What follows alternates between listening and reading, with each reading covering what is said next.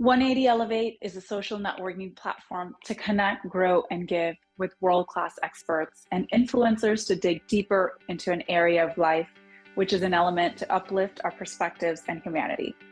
Welcome to our fall season, where we honor the themes of agents of change. Leaders from different realms of life and industries that have combined their passion and purpose to be the change in the world they wish to see.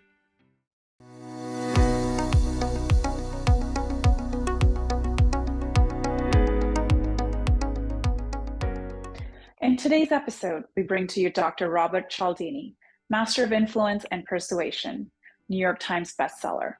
His foundation book, Influence, is one of the most influential business and psychology books of all time. Dr. Cialdini is also the author of Persuasion and seminal expert in the field of influence and persuasion. Tune in to learn more about the 7 universal principles of influence. Hi, Bob. So good to have you. Good morning. How are you? I'm well, Nikki. I'm glad to be with you. And thank you for joining 180 Elevate today for our fall season. Let's dive right into it. We'd love to understand a little bit more about the book and the books and the publications you've had, and give us a little bit more context. But our audience would be interested in learning about the key aspects that you've written, that you have become so popular about. So why not dive right into the key learnings that you'd want our audience to know about? Surely. All my life, I've been a persuasion and social influence researcher, and as a result, have distilled 7 universal principles of persuasion, such that if you include one or another into a message, you significantly increase the likelihood of assent to that message. Now, notice I use the term likelihood here because we're talking about human behavior. There are no certainties there. That's magic. No, we're talking about behavioral science. But if it's the case that you can significantly increase the probabilities of success of any message that you send to an audience of your choice, you will outperform those individuals who don't know what those principles are. Okay, great. And so what about the other 6 principles we write about in your book? For me, I was looking at, interestingly, the 6 categories, as I'm going to read here, of human behavior, of how to say yes. It's reciprocation, consistency, social proof, liking, authority, and scarcity. Would you like to go into it a little bit more and talk about those 6 principles and tell us any of the key learnings that we should know about in terms of the people to get to say yes? Surely. Let's begin with reciprocity. As a species, we say yes to those we owe.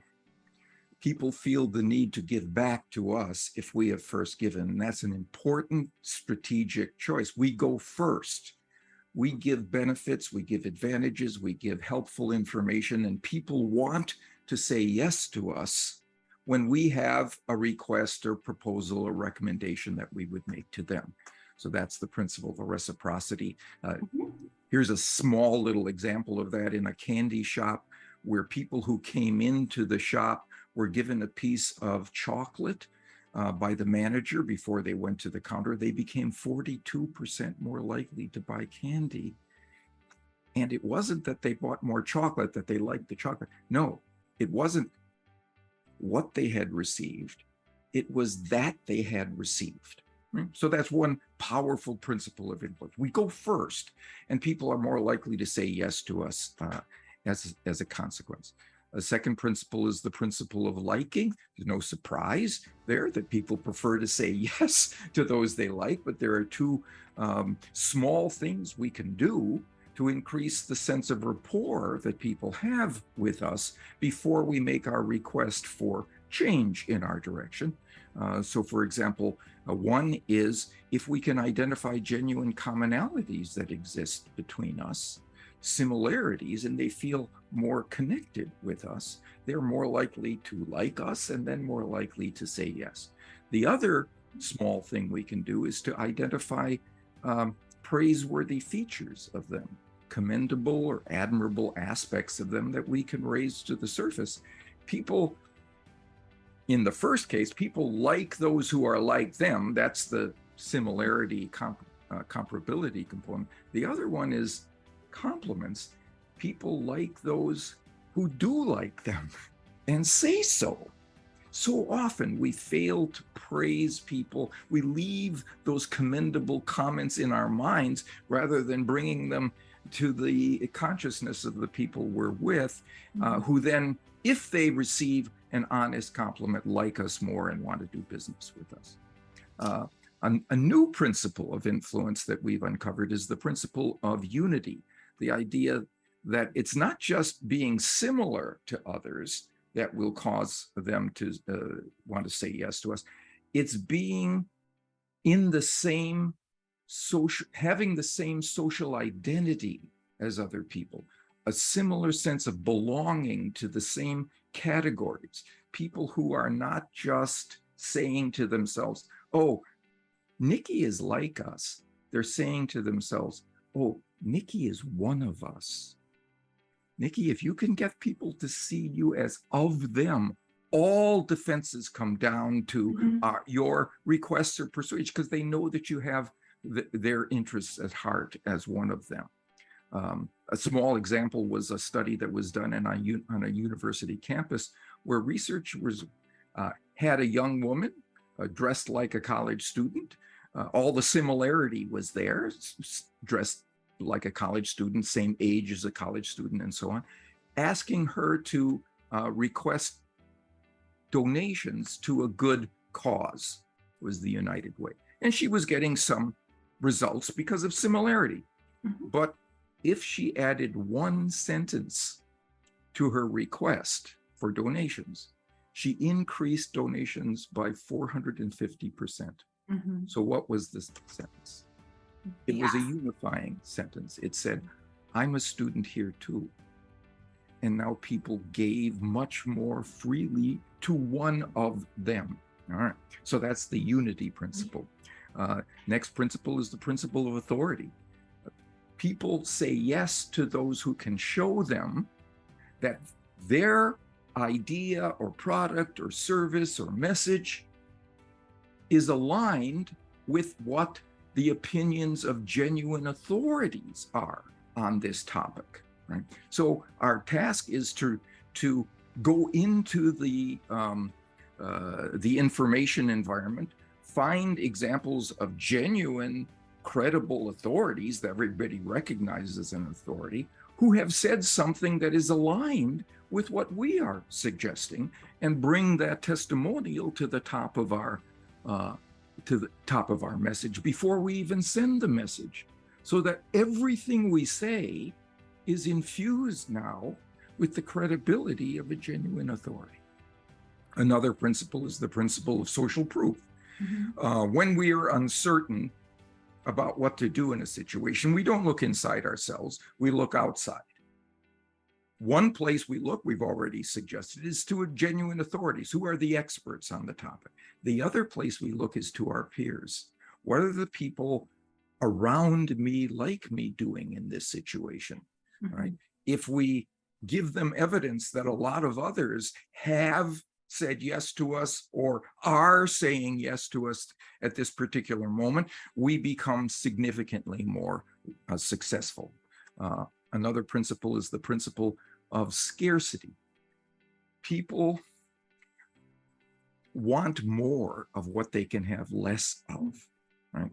So if you can honestly inform people that what you have to offer is unique or uncommon, or is the opportunity is dwindling in availability, people become especially motivated to want to seek and obtain that thing. So once again, you simply point to things that are truly there in the situation. In this case, your uniqueness, how you are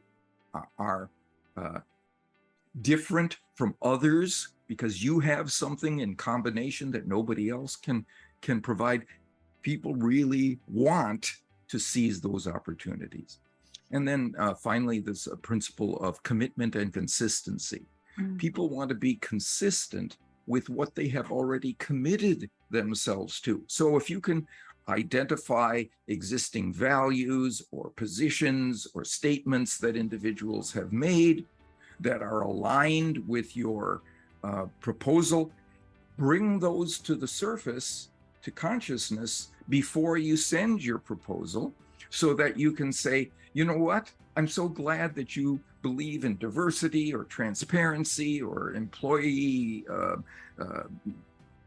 control or rights, whatever it is that you're trying to get people to move in your direction for. Say, I'm so glad that you believe that, because what I'm suggesting is entirely aligned with your position in this. And so people want to be consistent with what they have already said or done. And you just need to remind them of those instances where they have made a commitment to the direction you would like them to go.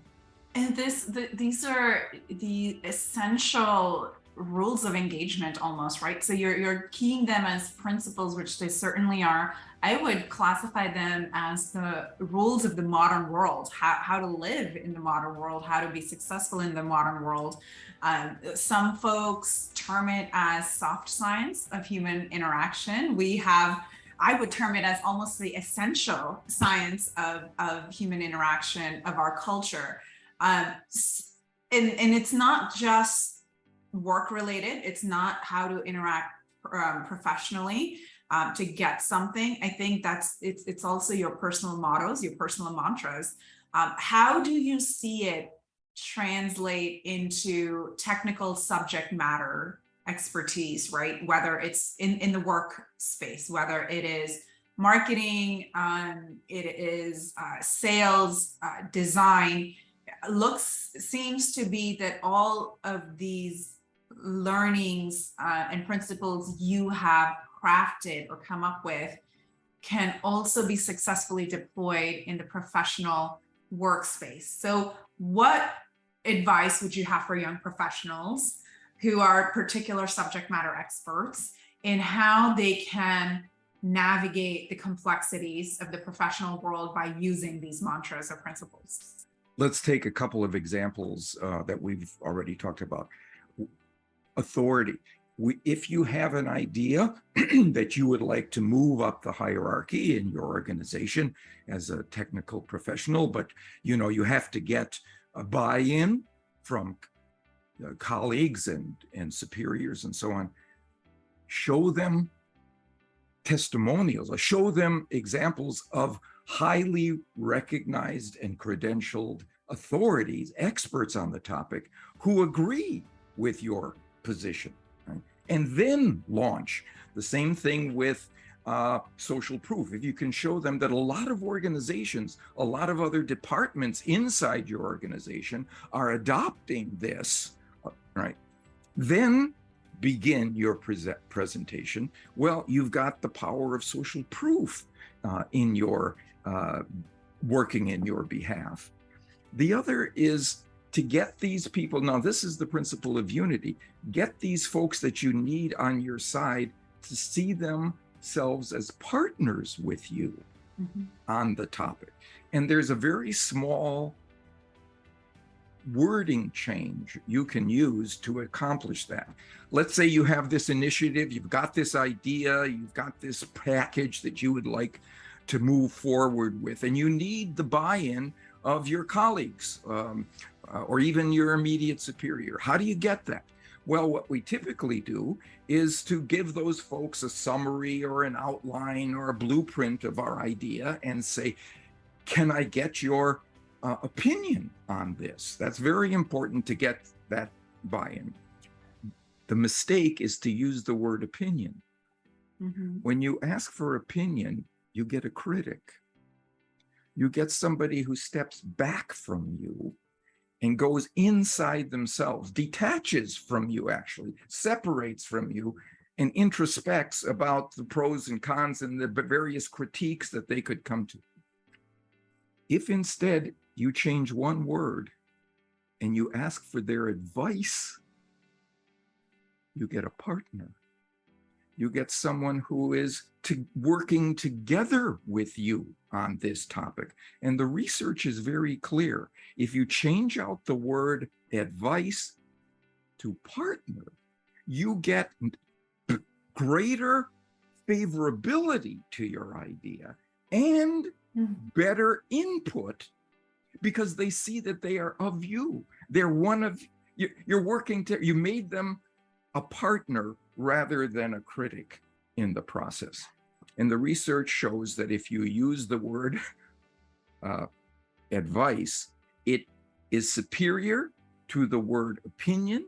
It's superior to asking for feedback, and it's superior to asking for your expectations about your idea. In all of those cases, change one word and you get the power of the unity principle working for you. You get people seeing themselves in the category of we with you, the we, rather than the separation of you versus me. Interesting. And so let's talk about that a little bit more. So I'm hearing there is advice and then there's partnership. Are you disintegrating the two? Are you saying they're two separate? So not ask for advice at workplace, but not ask for opinion, ask for advice, but also say, let's partner together in it. How would we go about persuading our leadership or our management team when they're looking for you as the expertise and the guidance that they need in order to make a decision? You're saying do the buy-in more on the partnership side rather than ask for advice, or did that mistake that? Always ask for advice, even for superiors, because we love the people who ask for our advice. We see them as wise for coming to us with that petition for their perspective on things. So asking for advice produces the partnership that you were talking about, Nikki. And it's in that partnership that we get buy-in and green lights to go forward. There's a quote, an old quote, when you ask for advice, you're usually looking for an accomplice. Right? Yes. And here's what the behavioral science research shows. If you get that advice after you've asked for it, you get that accomplice.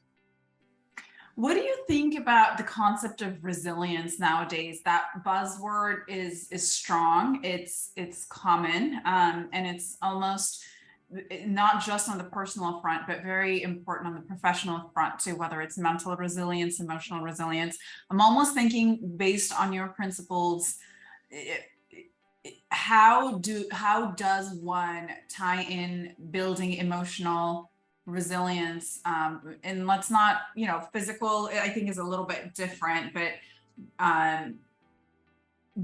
building the concept of resilience in the workplace and tying that into your personal lifestyle. What are your thoughts on that, since that is such a prevalent trend nowadays? Yes, and I think what that applies to the principle of commitment and consistency. What you have to do is have a view of yourself as a learner, as someone who takes information, even if it's a loss, even if it's a mistake, and gets better with it. That's the view you have to have of yourself. A lifelong learner, somebody who's going to improve, somebody who's going to enhance their understanding of the world. And under those circumstances, an error or a mistake allows you to be resilient because you say, oh, that allows me to get better. That mistake is something I can now incorporate into my self-concept as a learner who improves as a result. I'm that resilient person because of this view of myself that I'm committed to, and you'll want to be consistent with that view of yourself as a lifelong learner. And how do you think that translates into our world of cancel culture, our world of woke culture, where everyone has reached, or have they reached such heights of sensitivity and understanding and empathy? Are we going almost the opposite direction in order to gain that format of resilience, or are we headed the right direction in how we're understanding the principles of human interaction? No, I think we are going in the right direction, provided again, that we commit ourselves to a self-concept of someone who learns. So if we get a critic, if we get critique from somebody who we might call a counselor, we can say, well, what have I learned from this? Right? Including that this isn't somebody I should be paying a lot of attention to because this person is out of the norm with what I understand. So for example, when I speak to groups, they will often talk to me, tech groups, they'll talk about what do you do on your online reviews when you get a negative review, somebody who undermines the quality of your product, service, or idea, and so on. And first of all, you should always reply. But what you should say is, thank you, George, for your information. I certainly will take it into account. But I'm so pleased that the great majority of reviewers don't feel the way you do. Mm-hmm. So you've shifted the focus from this one outlier to the social proof of all the people who have given you 4 or 5 stars, right? Now the focus of your audience is on the multitude of people who have said good things about you. Mm-hmm. Shift towards positivity, glass half full. Certainly. Bob, tell us a little bit more about where you grew up and how you became this elevated soul that you are today. What was that journey like, and what's next for you? Well, you know, I studied the influence process, persuasion, because all my life I've been an easy mark for the appeals of salespeople or fundraisers who've come to my door, and I would stand in unwanted possession of these magazine subscriptions. I didn't really, Beekeeper's Digest, what am I doing with this? You know, and it occurred to me that instead of just being annoyed, I should be intrigued by the fact that the thing that got me to say yes or donate to some cause I had hardly heard of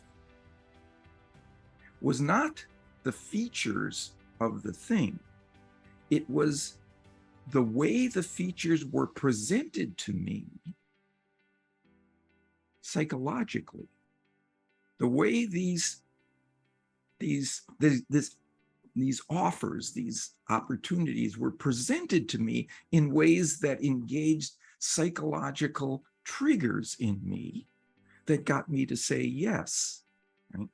And that was worth studying, I thought, not just for self-defense, but wouldn't people in general be interested in knowing about the triggers that lend themselves to assent in messages, not just how to incorporate those into messages, but when we experience them in a way that we find is undue or unwelcome, we can defend ourselves. We can recognize them and defend ourselves against them. So I did try to identify the 7 principles that I thought are, as you say, automatic triggers to behavior in modern life, and then put them in a book, one to a chapter, so everybody could have access to what I'd learned. I am so glad to have been in your presence today. What is 1 or 2 things you'd like to leave us today so that our audience can appreciate? Any last few words from you? Yeah.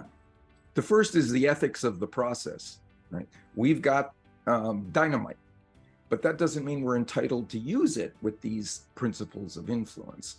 What we have to do is use them ethically by only pointing to them rather than fabricating them or manufacturing them or counterfeiting them in any of our presentations. We have to point to true authority, to true scarcity, to true social proof. And then we are informing people into assent. We're not tricking them.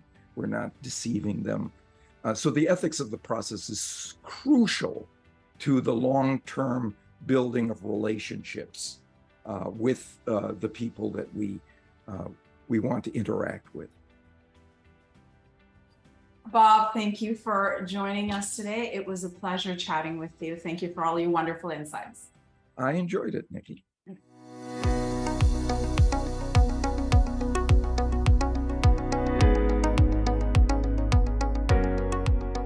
Hi everyone, my name is Brendan Kumarasamy. I'm the founder of Master Talk, and I'm so excited today to be a part of the 180 Elevate movement.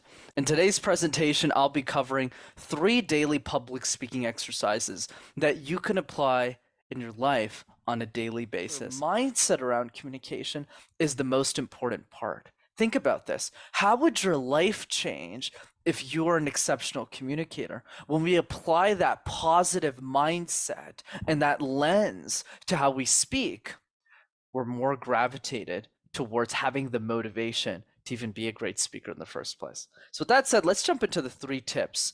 Let's begin with the random word exercise.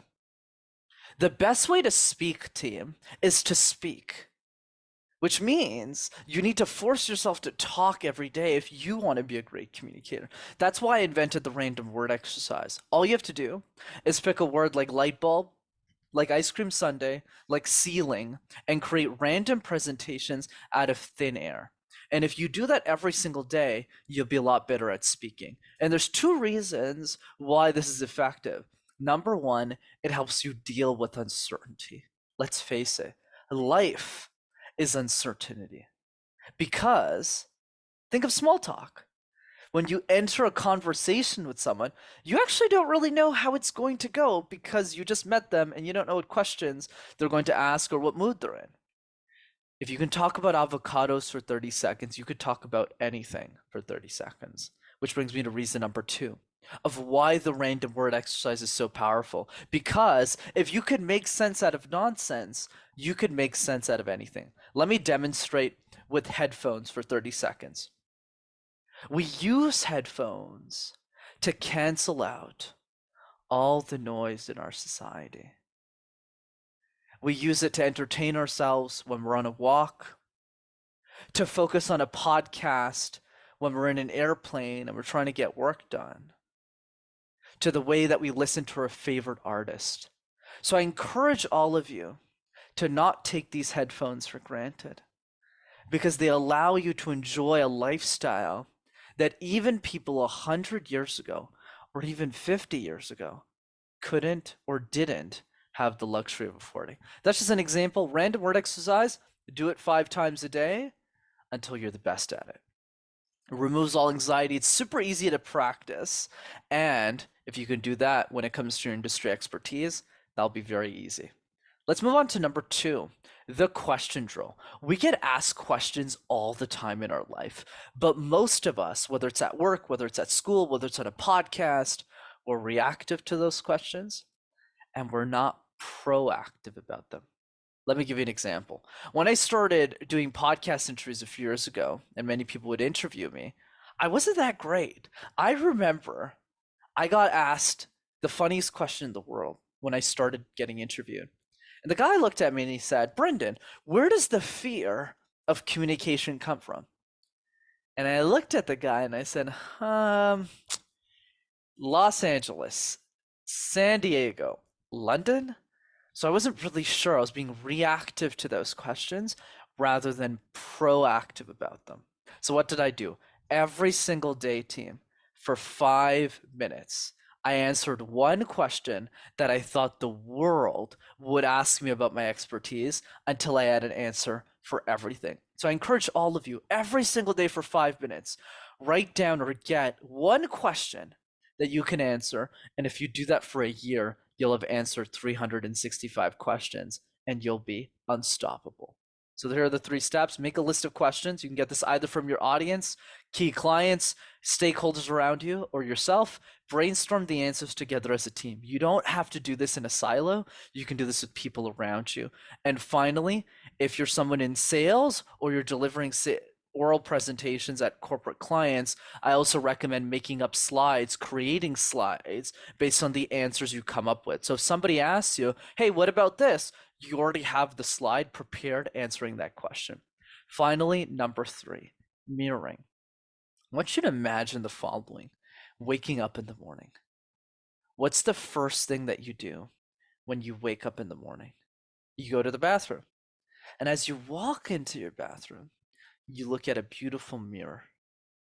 And in that mirror, my friends, there are two types of people that will show up that day. So what's the message, team? The message is the very thing, the very object that you look at in the morning is the very thing that you are.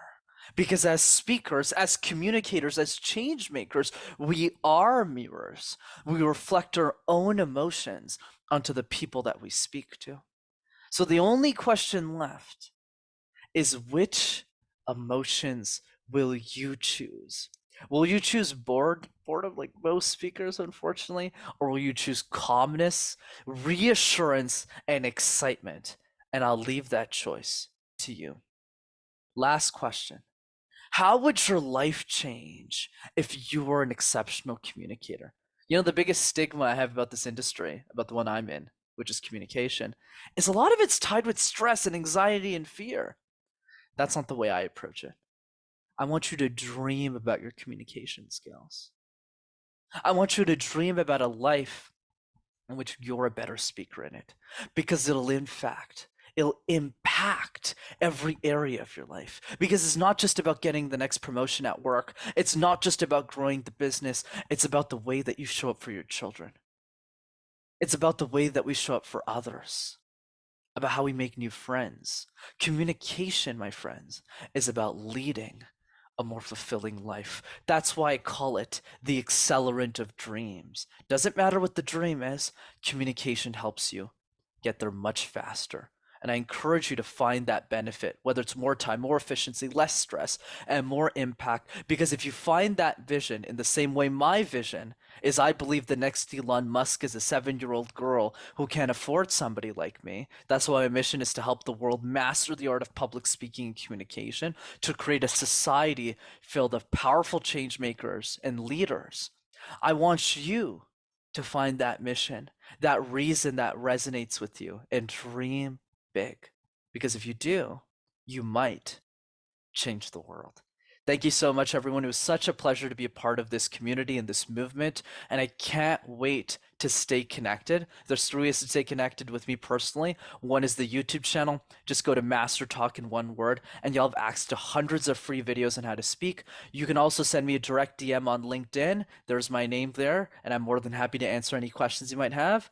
And if you want to register for my next free communication workshop, you can do so. That's online and free at rockstarcommunicator.com. Looking forward to collaborating with each and every single one of you. Take care. Thank you for joining us today and elevating yourself. Charity should begin at home, but should not stay there. At 180 Elevate, it is our honor to support local and global philanthropies which make an impact on the lives of our beautiful children and the world in of itself. What would this world look like if we all felt cared for? Let's co-create that new paradigm. If you would like to consider joining our philanthropic mission, please consider donating at 180elevate.com. And next is just a glimpse into one of the many philanthropies our organization supports.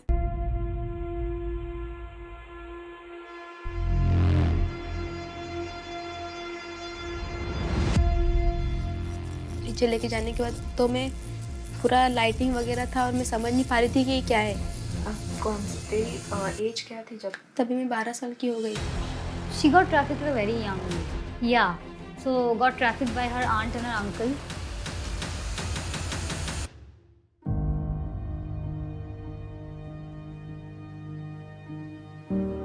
वो तेरा शुक्रिया अदा कर रहे थे, को बोल रहे कि बहुत बहुत थैंक यू कि तू यहाँ पर आई है और अपनी स्टोरी शेयर कर रही कि तेरी स्टोरी से बहुत सारे दूसरे लड़कियाँ भी बच सकती हैं। Welcome. She was being forced to dance in a dance bar by her uncle initially. Then the aunt had taken money from one of the customers to rape Manisha. कुछ ऑप्शन ही नहीं था। मैंने वही समझ लिया था कि यही है मेरी जिंदगी। उस समय जो मतलब सपोर्ट चाहिए था वो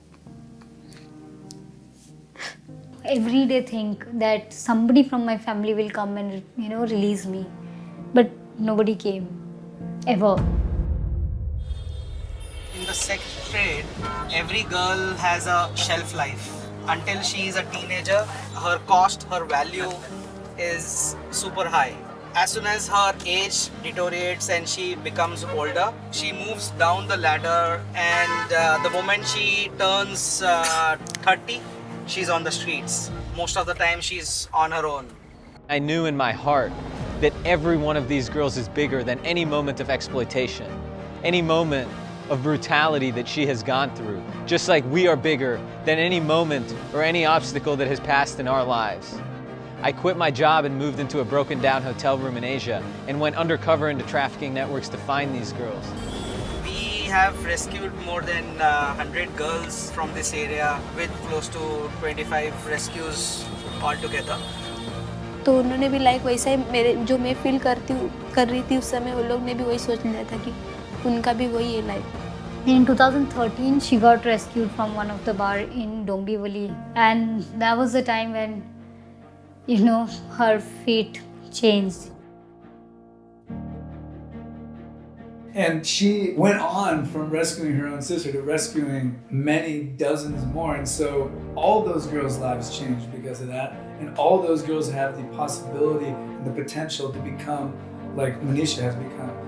Today, my organization has intelligence on over 800 child sex traffickers that are currently raping, selling, and exploiting young girls. And we are on the precipice of taking massive action to take out these networks and save over 6,000 girls from child sex trafficking. मेरे अंदर skill है जगह, मुझे बहन के बाद ये feeling है कि मुझे दूसरे को भी रेस्क्यू करने के बाद ऐसा ही वो फील दिलाना है. But Manisha's story, the way that she rescued her sister, is the same story for every single one of our donors, because they're rescuing somebody else's sister. And so we can all be Manisha when we take the courage to do what she did, which for a donor is just getting involved with our organization and inspiring freedom for another person.